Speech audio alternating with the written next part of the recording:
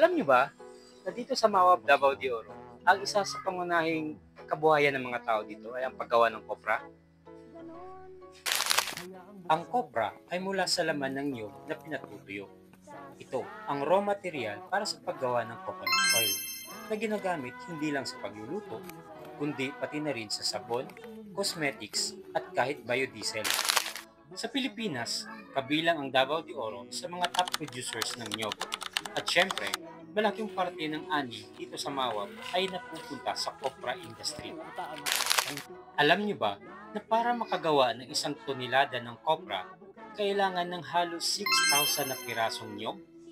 Kaya naman, malaki ang halaga ng mga niyogan dito sa Mawab.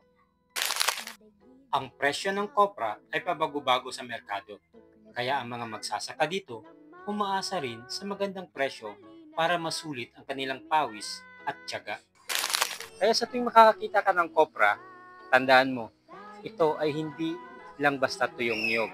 Isa itong produkto ng sipag, pasensya, at dedikasyon ng mga magsasaka dito sa Mawab, Davao de Oro.